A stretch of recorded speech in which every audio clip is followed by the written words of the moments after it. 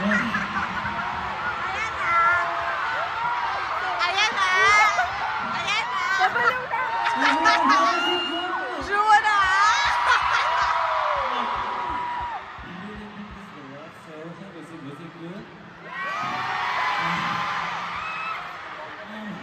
It's our first time seeing and doing a stage in Tagalog, and the process wasn't very easy, I'll be honest, but it was very fun, and especially thanks to Jacob. We got a lot of play, and without him we couldn't have done it.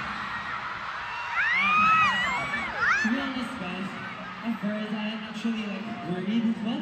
This is like a totally different language for them. But to be honest, guys, I didn't really help them alone because every time they practice, and then when I first heard them, I was like, are you guys Filipino? Like you sound better than me, and then, so it's not only because of me, but it's also because of the members. But promise mo yun. 우리 쯔도민에 우리 많이 배우잖아요.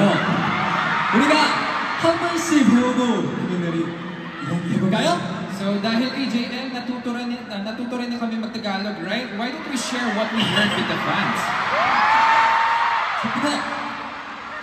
Cute! Sobra? Sila kupana makia kayo lahat. Lahat kayo? Oh. Hello! Oh my God! Cute niya! Sakanta ako para sa inyo.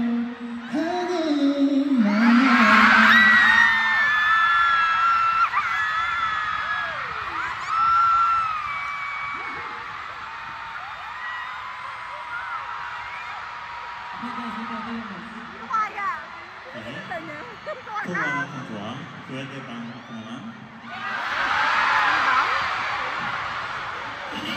Kung wala daw po kayong jowa, pwede daw po ba siya naman?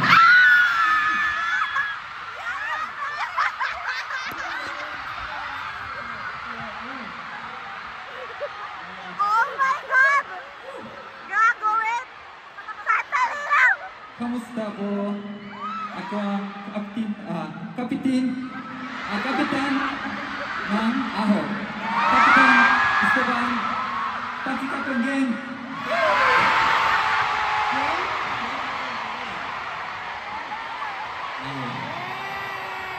Totoo po bang Poki ako?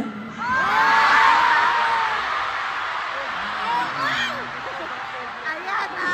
Ayan na! Ako po'y pugi at maganda sa ahong. Hindi puganda. Am I puganda? Am I pugi or puganda? Both? Okay. I remember. I'm puganda. Sa totoo lang po, hindi ako masaya today. Charot lang po! I'm so happy! Ayan lang! Ayan lang! Juan Bias! Let's get it. Okay. Kinakabahan Ako po ang siya. baby ng Ahok.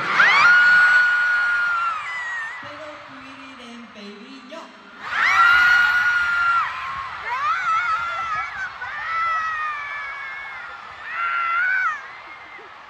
Uwi ka na, baby! Ito po si JM. 네, 이제 여러분들의